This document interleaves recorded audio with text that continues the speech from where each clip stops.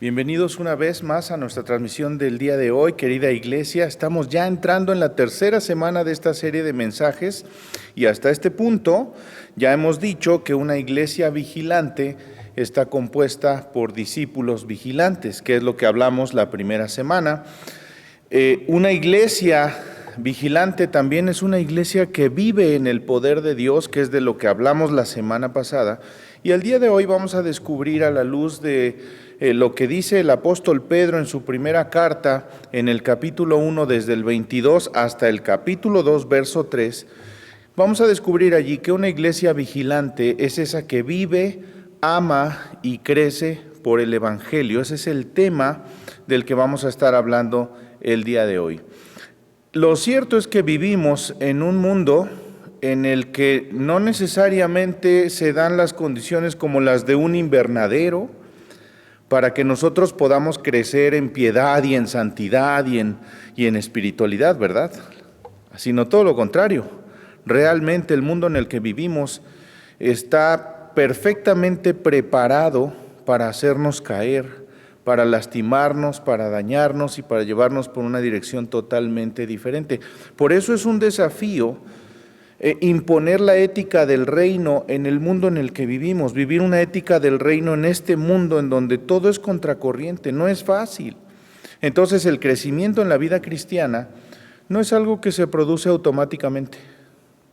No es que nos levantamos en la mañana y decimos, wow, ya crecí espiritualmente. Así que este texto y esta carta está llena de exhortaciones para los creyentes acerca de cómo poder vivir una vida contracorriente, contra la corriente de este mundo. Cómo poder ser ciudadanos del reino en un mundo caído como este. Y todas las exhortaciones que el apóstol Pedro nos dice están unidas a la realidad del Evangelio, al mensaje del Evangelio. Están anidadas y arraigadas en el Evangelio. Así que el llamado a vivir como cristianos en este mundo está anclado en el mensaje y en la verdad del Evangelio, porque el Evangelio tiene poder, el poder de la palabra de Dios para convertirnos en esa clase de cristianos, en esa clase de personas, en esa clase de creyentes. Así que vamos a buscar un poquito del contexto de este pasaje para que podamos entender por qué razón el apóstol Pedro empieza a hablar de esta manera. Bueno, en este pasaje el apóstol se dirige a un grupo de creyentes que estaban enfrentando varias pruebas, diversas pruebas. En primer lugar, viven en un mundo caído, gobernado por el enemigo, que está rodeado de pecado de todo tipo, pero además, por si eso fuera poco, viven en el imperio romano del primer siglo. Y eso debe darnos una idea grande de la situación que estaban enfrentando ellos. Nerón era el emperador y bajo su reinado, bajo su gobierno, bajo su imperio, la persecución se incrementó a tal punto que Pedro, dice la tradición, que fue martirizado y finalmente crucificado boca abajo. Unos años después, este mismo Nerón mandó cortar la cabeza del apóstol Pablo y se la entregaron en una bandeja. Así que la persecución que estaba viviendo la iglesia en ese momento, los creyentes en ese punto de la historia, era una cosa terriblemente complicada y ellos estaban tratando de vivir una vida del reino en estas condiciones tan difíciles. Aunque hay algunas diferencias entre las circunstancias que vivían ellos con las que vivimos nosotros hoy en este momento, hay algunas similitudes fundamentales. Y eso es lo que vamos a empezar a revisar a través del mensaje de esta tarde. Así que quiero invitarles a ir en sus Biblias a la primera carta del apóstol Pedro, capítulo 1, verso 22, porque en estas condiciones es como llegamos precisamente al verso 22 de esta carta, que dice lo siguiente: al obedecer la verdad, ustedes quedaron limpios de sus pecados. Por eso ahora tienen que amarse unos a otros como hermanos, con amor sincero. Ámense profundamente de todo corazón, pues han nacido de nuevo, pero no a una vida que pronto se acabará. Su nueva vida durará para siempre, porque proviene de la eterna y viviente palabra de Dios. Como dicen las Escrituras, los seres humanos son como la hierba. Su belleza es como la flor del campo. La hierba se seca y la flor se marchita, pero la palabra del Señor permanece para siempre. Y esta palabra es el mensaje de la buena noticia que les he predicado. Y llegamos al capítulo 2. Por tanto, desháganse de toda mala conducta, acaben con todo engaño, hipocresía, celos y toda clase de comentarios hirientes. Como bebés recién nacidos, deseen con ganas la leche espiritual pura para que crezcan a una experiencia plena de la salvación. Pidan a gritos ese alimento nutritivo, ahora que han probado la bondad del Señor. Y vamos a ver a través de este pasaje 3 cosas muy importantes que nos van a ayudar a entender qué es lo que quiero, qué es lo que la palabra quiere decir cuando dice vive, crece y ama por el Evangelio. ¿A qué nos referimos? Bueno, en primer lugar, hay un regalo que el Evangelio nos da. Y ese regalo es la limpieza del alma. Observen lo que dice el 22. Al obedecer la verdad, ustedes quedaron limpios de sus pecados. Y luego sigue diciendo en relación al amor. Pero lo que Pedro está diciendo aquí es que el Evangelio tiene poder para transformarnos, para crear una nueva vida en los creyentes desde el primer momento de nuestra conversión e impulsarnos al amor por otros. De eso es de lo que está hablando este pasaje. El Evangelio tiene poder. Cuando menciona la verdad, se refiere a la verdad del Evangelio. Está hablando del mensaje central de la Biblia, que es el mensaje del Evangelio de Jesucristo. No se está refiriendo a toda la palabra, se está refiriendo al mensaje central de la Biblia, que es el Evangelio de Jesucristo. Y lo que está diciendo ahí es precisamente esto. El Evangelio tiene poder para transformarnos, para crear vida nueva, para limpiar nuestra alma, purificarnos y ayudarnos a vivir en santidad. Miren, déjenme preguntárselos de esta manera. ¿Recuerdas qué sucedió el primer día que viniste a Cristo? Cuando por fin te rendiste a Él y le entregaste tu vida. ¿Recuerdas eso? Haz memoria, porque esto es muy importante. Tú escuchaste el Evangelio y eso cambió todo en tu vida. Cambió todo, tu manera de pensar, de ser, de hablar, incluso probablemente de vestir y de otras cosas. Empezó el proceso de purificación o de limpieza de tu alma. Y ese proceso siempre comienza cuando una persona decide aceptar la verdad acerca de Cristo y se somete a sus exigencias. Cuando se somete a esa autoridad, y eso implica una separación completa de todo lo que era indigno de la vida anterior que llevábamos, para vivir una vida nueva, totalmente diferente y totalmente guiada por Dios. Y entonces, para que esta limpieza del alma suceda, debe de haber una obediencia continua a la verdad, porque no es algo que sucede una vez y entonces ya estamos listos. Es un proceso por el cual vamos caminando. Y por esa razón yo tengo que estar continuamente obedeciendo la verdad.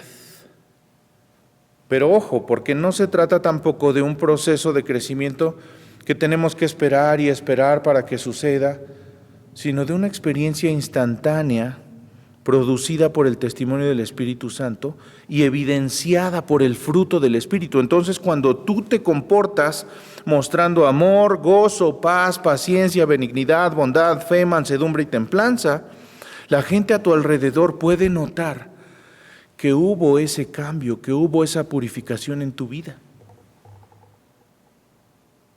Entonces, a través de esa limpieza de tu alma, tú hiciste a un lado todo lo malo para vestirte del bien y crecer en él.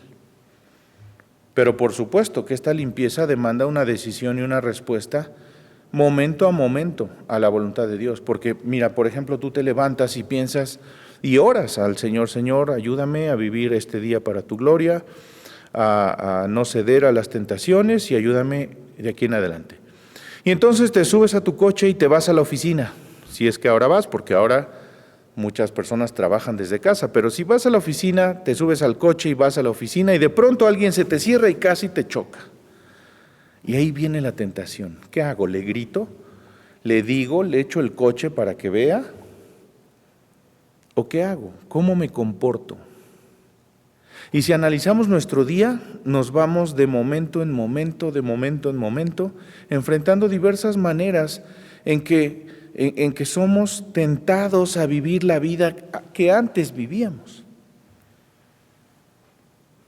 Por eso es que requiere una decisión y una respuesta momento a momento.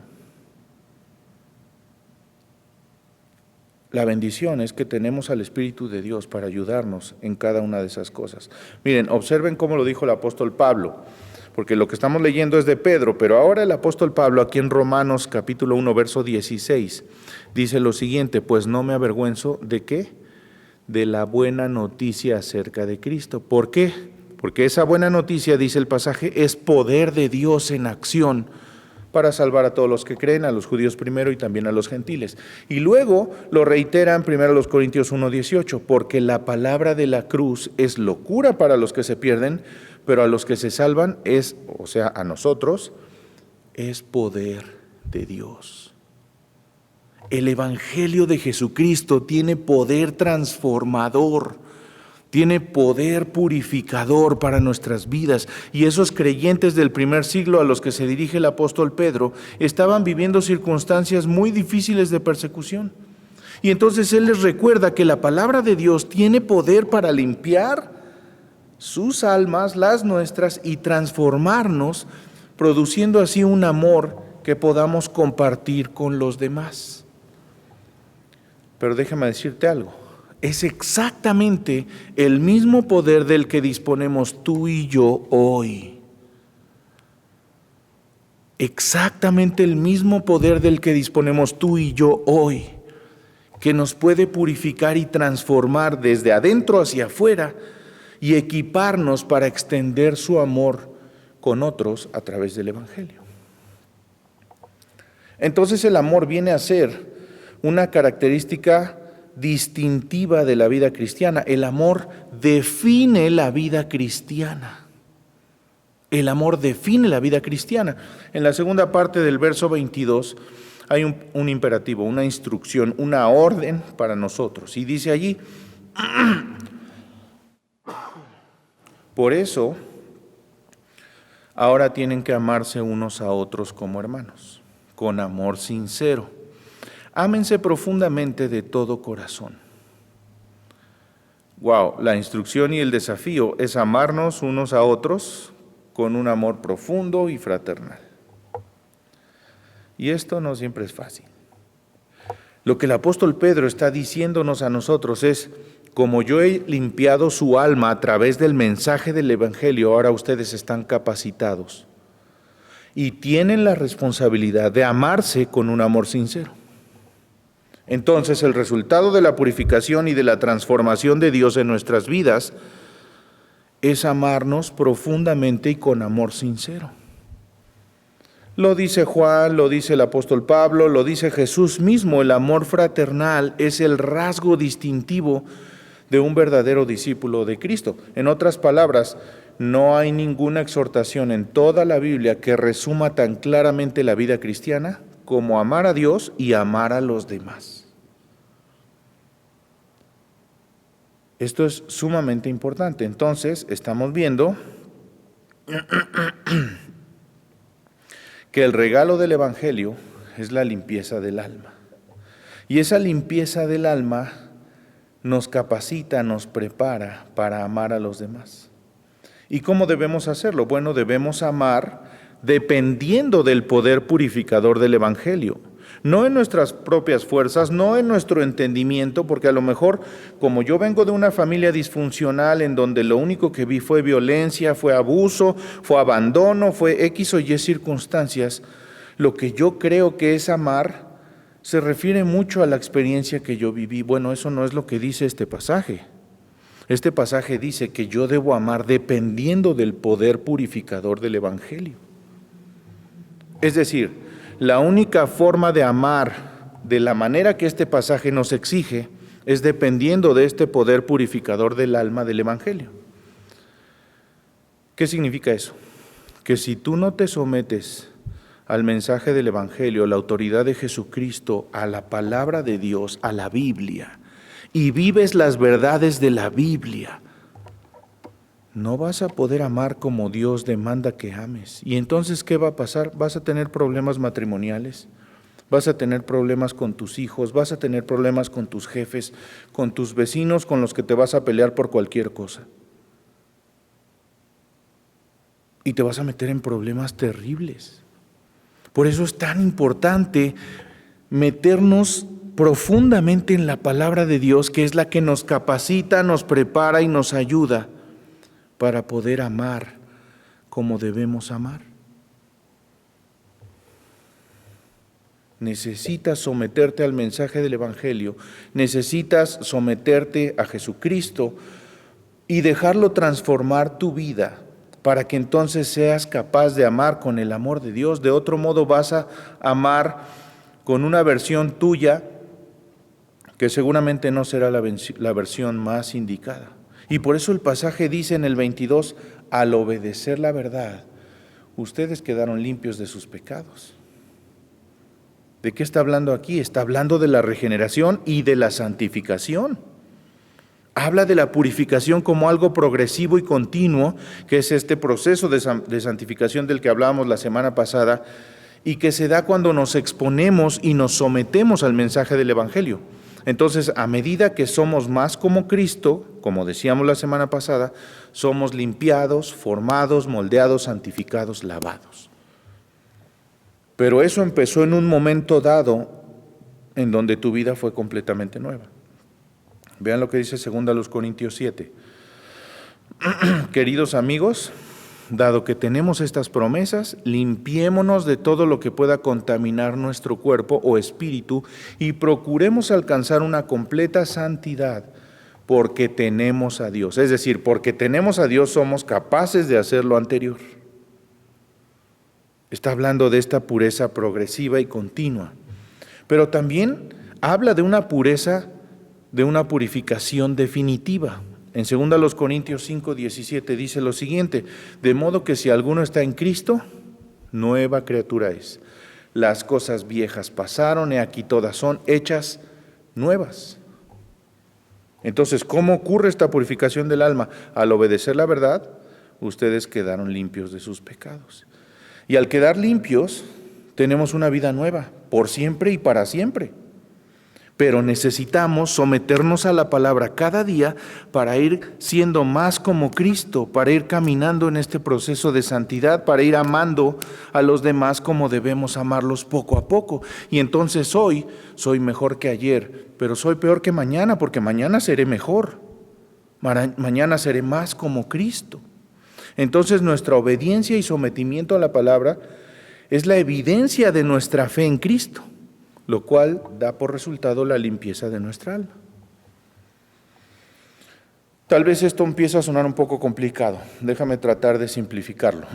Tan importante es afirmar que Dios es soberano en la salvación y que la salvación es por fe, no por nuestras obras, no porque obedezcamos la ley, como es importante decir que la salvación exige una respuesta de nuestra parte. En el pacto con Dios hay dos partes. La parte que le toca a Dios, que es salvarme, yo no puedo salvarme a mí mismo. Él hizo todo lo necesario en la cruz del Calvario para darme la salvación, que yo no merezco y que Él me da por gracia. Pero una vez que soy salvo, lo que se espera de mí es que yo haga mi parte. ¿Y cuál es mi parte? Estudiar la palabra, someterme a su autoridad. Yo no puedo decir, esta parte de la Biblia como que está muy difícil, ¿no? Como que esto no me conviene, esto no me gusta. Esto suena muy complicado. No, yo soy simple, yo sencillo. Y entonces obedecer lo que yo quiero y lo que no quiero, no. No, en este proceso nosotros vamos caminando en obediencia al Señor. Cada vez que tú escuchas el Evangelio, estás escuchando una proclamación de las buenas nuevas para los pecadores. Todos hemos pecado contra un Dios santo. Todos merecemos la ira de Dios y no hay forma de salir librados de esto sin Cristo. No podemos pagar los pecados que ya hemos cometido, pero no tenemos que hacerlo. Jesús vino y vivió una vida perfecta, murió en nuestro lugar y resucitó para que tú y yo pudiéramos ser reconciliados con Dios en una nueva vida. Pero esta buena noticia tiene una convocatoria implícita, un llamado. Y ese llamado es pedir a quienes lo escuchan que respondan, que lo abracen, que confíen y se sometan a ese Dios santo del universo cada día, yo diría cada momento de sus vidas. Así que lo que tenemos que hacer es caer de rodillas ante el Señor, entregarle la vida a aquel que nos salva y nos perdona, volvernos a Él. Si tú nunca antes habías escuchado algo como esto, hoy es un buen día para caer de rodillas y decirle: Señor, perdóname, no sabía todo esto y ahora que lo sé, quiero rendirme a tus pies. Pero si tú eres un creyente de tiempo atrás, si tú hiciste esta decisión antes en tu vida, bueno, recuerda cuando estabas sin Dios y sin esperanza. ¿Recuerdas cómo te sentías en ese momento?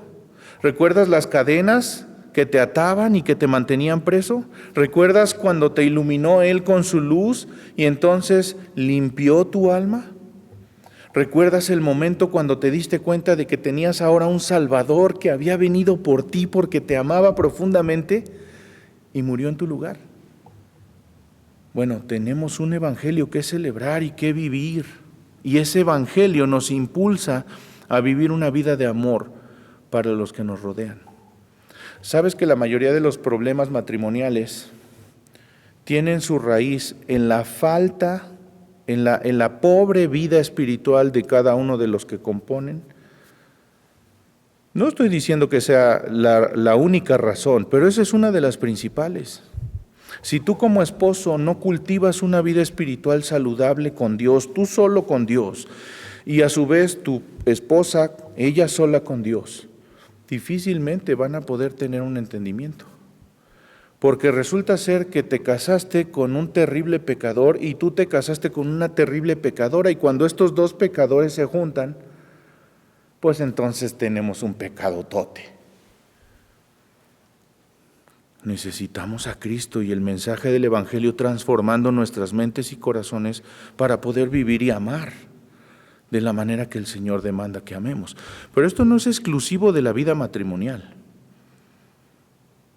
Esto es para todos, seas tú un estudiante de universidad o de preparatoria o de secundaria, o seas una ama de casa en tu casa, o seas una persona de la tercera edad, o estés en la etapa de vida en la que estés, es exactamente lo mismo, la demanda es la misma, buscar a Dios, someterte a su palabra. En segundo lugar, lo que este pasaje nos enseña es que el objetivo del Evangelio es el amor cristiano. Tal vez alguien te metió en la cabeza la idea equivocada de que el objetivo del Evangelio es que seas feliz. Híjole, perdóname ponchar tu globo, tu burbuja, tu ilusión. Ese no es el objetivo. Ese es el resultado de obedecer el Evangelio. Pero ese no es el objetivo. El objetivo del Evangelio es el amor cristiano, es demostrar el amor de Dios a todas las personas que nos rodean. A todas. No solo a las que nos caen bien y con las que nos gusta estar, sino a todas, especialmente a aquellas que son difíciles de amar. Y de esto hemos hablado mucho en el pasado, ¿no? Levante su mano quien es difícil de amar, y pues todos la tenemos que levantar. Todos somos difíciles de amar en algún momento dado o para alguna persona.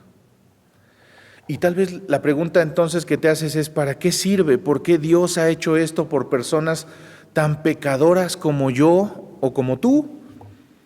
Y la respuesta que viene del texto es exactamente esta, verso 22, al obedecer la verdad quedaron limpios de sus pecados.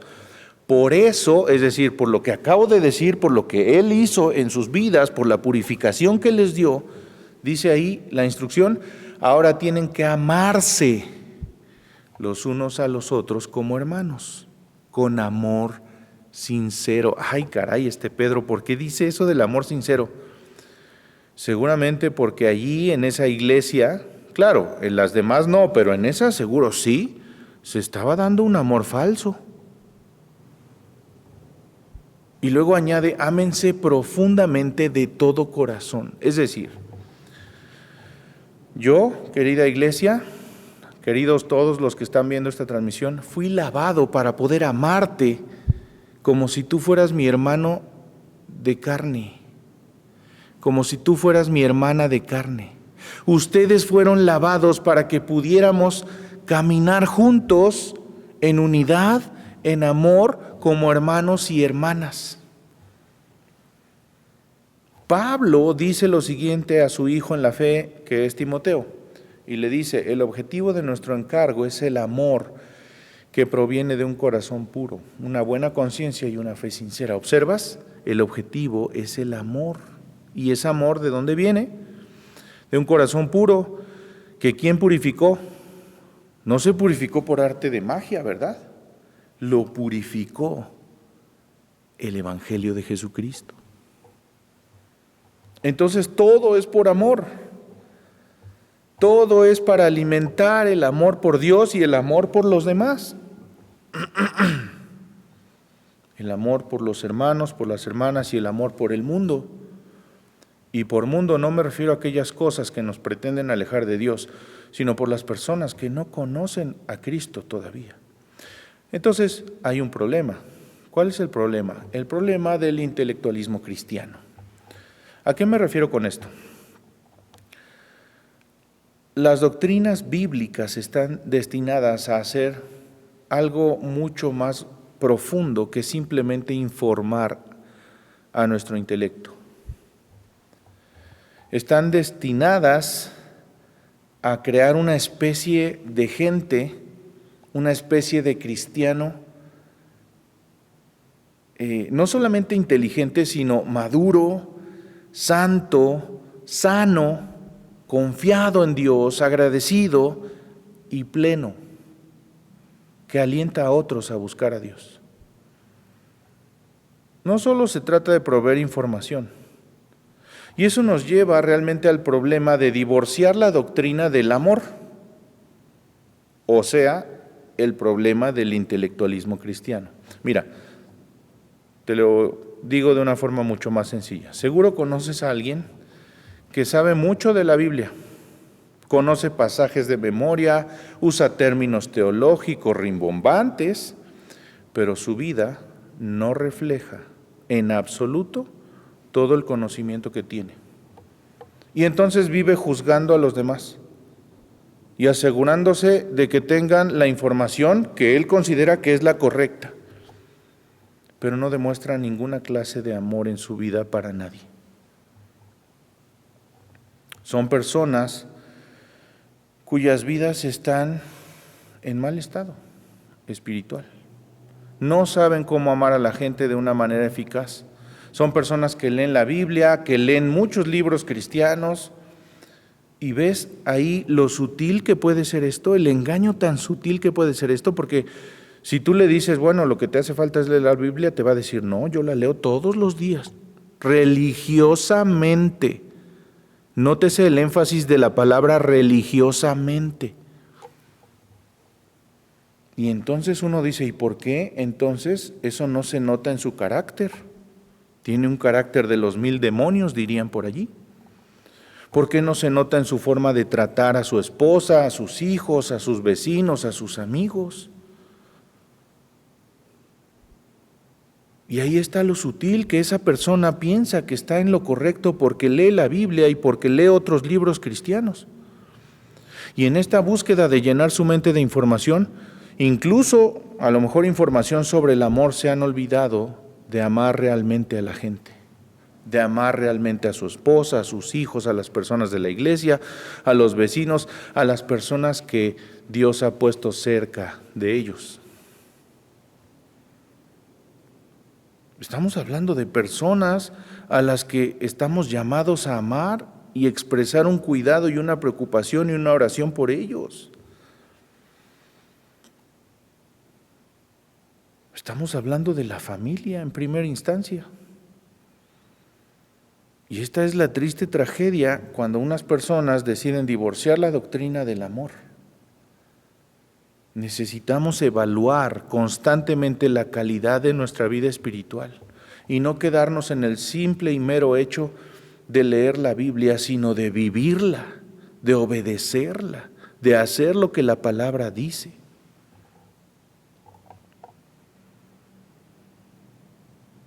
Yo estoy convencido, porque yo mismo lo he vivido en algunas ocasiones, que al leer un pasaje de la palabra yo digo, wow, qué increíble, porque esto yo no lo estoy viviendo.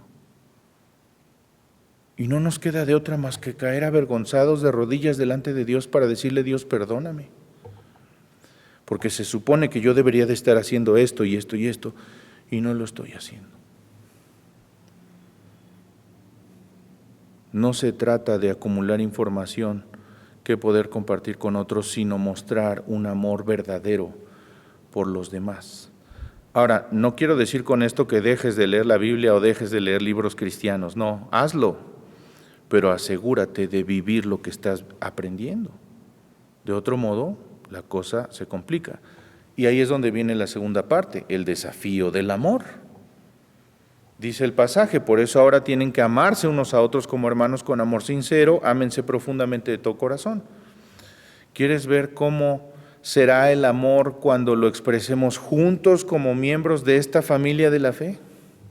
Observa a Jesús orando en el jardín. ¿Por qué lo digo? Cuando uno ve a Jesús orando en el jardín antes de ser arrestado, ¿recuerdan esa escena bíblica? Pues ahí podemos ver un amor sangriento, sudoroso, quejumbroso. Jesús le dice a Dios, por favor, quita de mí esta copa. Es real. Jesús era una persona real que se dolía, que se angustiaba, que se preocupaba. Y como Jesús, nosotros somos personas reales. No sé quién te vendió la idea de que si tú eres creyente, si tú confías en Dios, entonces no vas a tener nunca problemas. Y como que pretendemos vivir una vida en donde no pasa nada y todo es perfecto. Pues no es así. Sufrimos, luchamos, nos dolemos, porque somos seres humanos. Pero después Jesús dijo la palabra clave, pero que no se haga mi voluntad.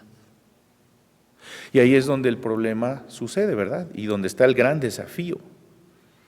Jesús estuvo dispuesto a decirle a Dios, el Padre, pues yo preferiría no tener que pasar por este sufrimiento que viene, pero que se haga tu voluntad y no la mía. Y a veces nosotros lo que hacemos es decir, no, Dios, yo no voy a pasar por eso y hazle como puedas.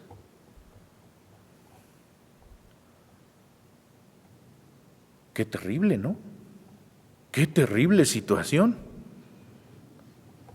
Como Jesús somos personas reales, sabemos que este tipo de amor no va a ser fácil, no se puede cultivar a través de internet o de las redes sociales. Tiene que ser un amor real, cara a cara. Un amor de la vida real que transfiere. Ese es el llamado del Señor. Y esto es un desafío complicado por dos razones. La primera es por las personas que nos rodean, ¿verdad? Y la segunda es por nosotros mismos. Miren, cuando leemos palabras como estas, donde hay un mandato directo que dice, tienes que amar a las personas que están a tu alrededor, nosotros volteamos a ver quiénes están a nuestro alrededor y le decimos a Dios, ¿es en serio, Señor? ¿O es una broma? Es una cámara escondida. ¿Dónde está la cámara? ¿Es en serio, Señor?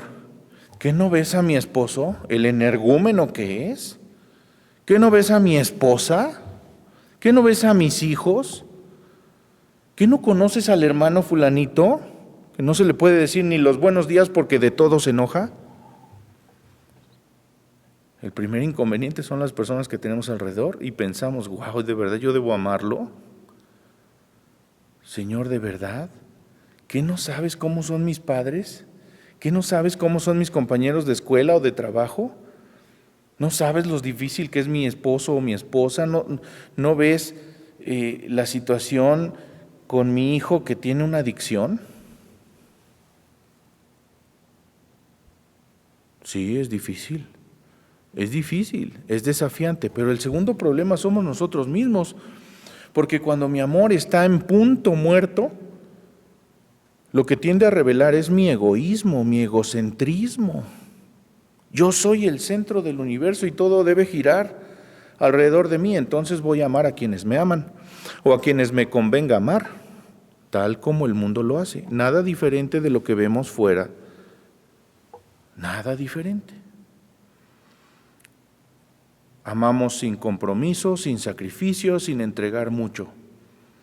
Por eso necesitamos el Evangelio, porque todo en mí dice, no ames incondicionalmente, no ames sacrificialmente. Solo alguien que ha nacido de nuevo y que ha sido limpiado y purificado por medio del Evangelio puede amar de esa manera. Necesitamos el Evangelio para vivir y expresar este tipo de amor. No va a ser fácil, pero hemos sido limpiados, hemos sido capacitados y tenemos una historia de amor en el Evangelio que el mundo necesita escuchar.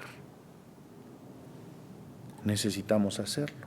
Y en tercer lugar, el fruto del Evangelio es vida, amor y crecimiento. Dice el verso 23, pues han nacido de nuevo, pero no a una vida que pronto se acabará. Su nueva vida durará para siempre porque proviene de la eterna y viviente palabra de Dios. Como dicen las Escrituras, los seres humanos son como la hierba. Su belleza es como la flor del campo. La hierba se seca y la flor se marchita.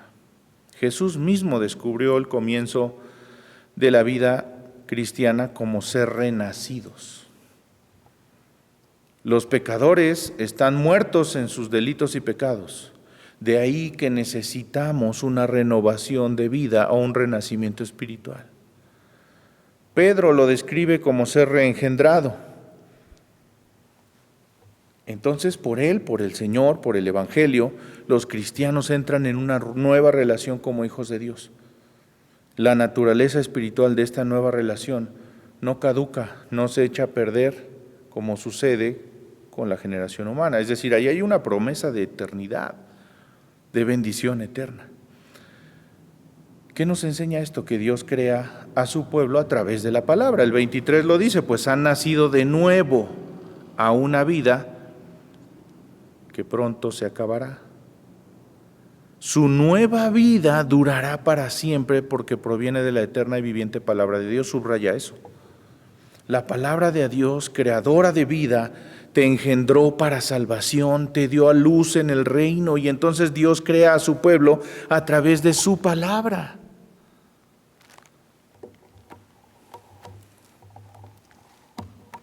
Hay ciertas características del testimonio de todos nosotros que seguramente son diferentes, son absolutamente distintas y revelan el hecho de que Dios tiene formas infinitamente creativas y diferentes de llamar a las personas y mostrarles su gracia.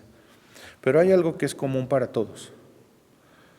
Hubo un día en el que estuvimos muertos en nuestros delitos y pecados, totalmente insensibles a Dios, pero Dios hizo que brotara en nosotros la semilla de la verdad del Evangelio.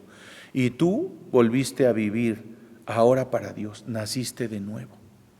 Santiago 1:18 lo dice de esta manera, Él por su propia voluntad nos hizo nacer de nuevo por medio de la palabra de verdad que nos dio. Y de toda la creación nosotros llegamos a ser su valiosa posesión. Ese es tu testimonio y el mío, y el de todos. Por su voluntad nos rescató por la palabra de verdad, nos resucitó de la muerte. Y también Pedro lo dice ahí en los primeros versos del capítulo 2. Por lo tanto, desháganse de toda mala conducta. Acaben con todo engaño, hipocresía, celos y toda clase de comentarios hirientes.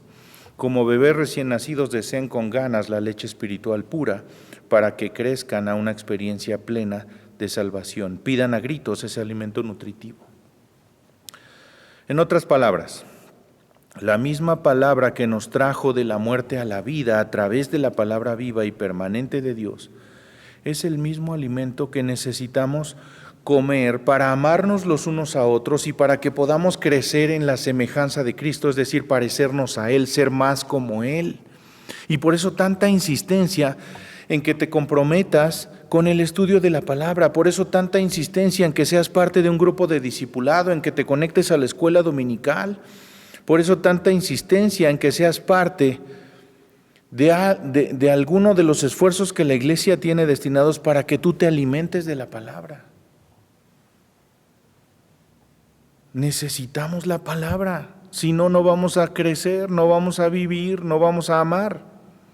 Entonces vive en el poder de la palabra. Verso 24, como dicen las Escrituras, los seres humanos son como la hierba. Su belleza es como la flor del campo, la hierba se seca y la flor se marchita, pero la palabra del Señor permanece para siempre. Y esta palabra es el mensaje de la buena noticia que se les ha predicado. Mira, a veces llegas al momento de la predicación o al momento de tu lectura privada de la Biblia desanimado, sin ganas. Es real, somos seres humanos. Sabemos lo que es marchitarse y desvanecerse, y así es como se ve nuestra vida cristiana en ocasiones. A veces nos sentimos desanimados, pero es precisamente en esos momentos cuando debemos depender del poder de la palabra, cuando no podemos dejar de buscar a Dios a través de su palabra. Porque la palabra del Señor permanece para siempre.